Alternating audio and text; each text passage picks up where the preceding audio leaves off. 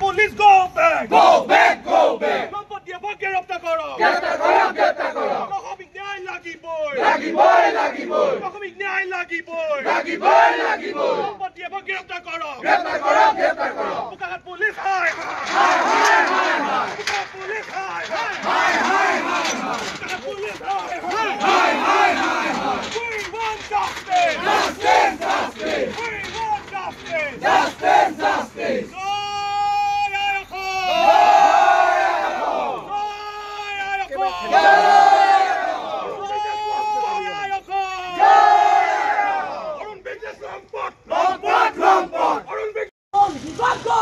Go back! Go back!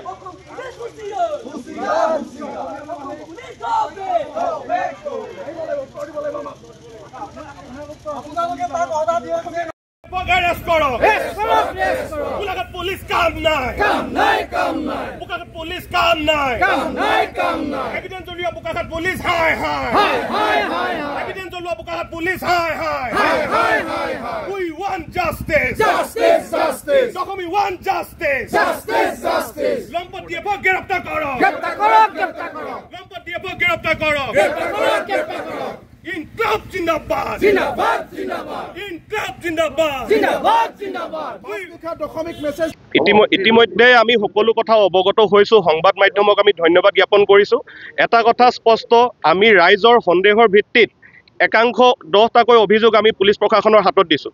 এতিয়া কথা হ'ল সত্য অসত্যটো প্ৰমাণ কৰাৰ কাম হৈ গ'ল পুলিচ প্ৰশাসনৰ। তেখেতসকলে কিন্তু কথাই প্ৰতি এটা কথা আমি গম পালোঁ যে তেখেতসকলে এভিডেঞ্চ ডেষ্ট্ৰয় কৰিছে।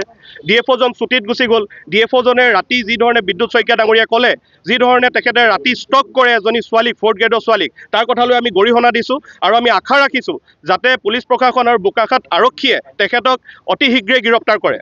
কাৰণ তেখেত এজন আসামী বৰ্তমান সময়লৈকে আমি অভিযুক্ত বুলি কৈছোঁ। অভিযুক্ত ব্যক্তিজন যদি বাহিৰত থাকে তেখেতৰ কাৰণে সাধাৰণ কথা গোটেই এভিডেঞ্চবিলাক ডেষ্ট্ৰয় কৰা।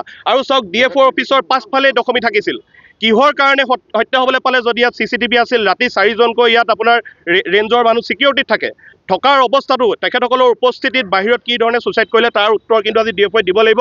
তেখেত চাউথৰ ৰজনীকান্ত নহয়, তেখেত চাউথৰ গুণ্ডাও নহয়, তেখেতে যে ইয়াত ওলাই আহিব লাগিব। আজি ৰাইজৰ সন্মুখত মুখামুখিভাৱে তেখেতৰ লগত আমাৰ লগত কথা পাতিব লাগিব। এইখিনি আমাৰ দাবী লৈ আমি ইয়াত আহিছোঁ। বোকাখাত আৰক্ষীয়ে যি ৰক্ষণাবেক্ষণ দিব বিচাৰিছে এইটো আমি গৰিহণা দিছোঁ। আচলতে এইটো এটা পৰিকল্পিত হত্যাকাণ্ড। বোকাখাত আৰক্ষীয়ে সমগ্ৰ ঘটনাটোক যেনেধৰণে আচলতে আত্মহত্যাৰ ৰূপ দিবলৈ বিচাৰিছে এইটো কোনো কাৰণতে মানি লোৱা নহ'ব। দশমী দুৱাৰ পৰিয়ালে উচিত ন্যায় পাব লাগিব আৰু যেতিয়ালৈকে ন্যায় নাপায় মাননীয় মুখ্যমন্ত্ৰী মহোদয় য'তে আছে কাণ খুলি শুনি লওক। আমি 31টা সংগঠনে কিন্তু পৰিকল্পিতভাৱে আমি সংগ্ৰাম আগবঢ়াই যাম আৰু 27 তাৰিখে ইতিমধ্যে আমি মুখ্যমন্ত্ৰীয়ে যেতিয়ালৈকে গোটেই সমগ্ৰ ঘটনাটো যেতিয়া উচিত তদন্তৰ বাবে যেতিয়া এখন তদন্ত আয়োগ গঠন কৰি দশমী হত্যাকাণ্ডৰ যদি ন্যায় নিদিয়ে তেতিয়া 27 তাৰিখে আমি সমগ্ৰ গোলাঘাট জিলা বন্ধৰ দৰে কাৰ্যসূচী ৰূপায়ণ কৰিবলৈ আমি আগবাঢ়ি গৈছোঁ। গোলাঘাটৰ 31টাকৈ সংগঠনে আজি 15 দিন ধৰি দশমী দুৱাৰৰ ন্যায় প্ৰাপ্তিৰ দাবীত আন্দোলন কৰি আছে। কিন্তু আজি বোকাখাতত আহি আমি বন বিভাগৰ কাৰ্যালয়ত আহি ইয়াত আন্দোলন কৰিছোঁ।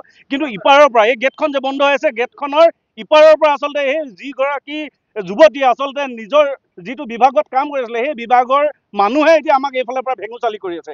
এইটো কোনো কাৰণতে আপোনালোকৰ মাধ্যমৰ যোগেদি স্পষ্ট ভাষাৰে তেওঁলোকক সকীয়াই দিছোঁ যে আমি দশমী দুৱাৰৰ ন্যায় প্ৰাপ্তিৰ দাবীত আন্দোলন কৰি আছোঁ। আপোনালোকে যদি আমাক ভেঙুচালি কৰে আপোনালোকক কোনো কাৰণতে ক্ষমা কৰা নহ'ব, এই কথা স্পষ্ট। আমি মুখ্যমন্ত্ৰী ডাঙৰীয়াক আহ্বান জনাইছোঁ, মুখ্যমন্ত্ৰী ডাঙৰীয়াৰ বক্তব্য বিচাৰিছোঁ যে দশমী দুৱাৰৰ ন্যায় লাগিব আমাক। তাৰ লগে লগে এই যিজন DFOৰ লম্পট DFOজনৰ নাম উচ্চাৰণ হৈ আছে তেওঁ আমি উচিত তদন্ত বিচাৰিছোঁ, এই কথা স্পষ্ট। আৰু এটা কথা কৈ আছোঁ যে অহা 27 জুলাই তাৰিখে গোলাঘাটত আচলতে যি কেবিনেটৰ সিদ্ধান্ত লৈছে, আমি সমগ্ৰ গোলাঘাটৰ জিলাৰ 31টাকৈ সংগঠনে বাৰম্বাৰ কৈছোঁ যে গোলাঘাটত কোনো কাৰণতে যেতিয়ালৈকে দশমী দুৱাৰৰ ন্যায় নহ'ব তেতিয়ালৈকে গোলাঘাটৰ 31টা সংগঠনে কোনো কাৰণতে ক্ষান্ত নাথাকে।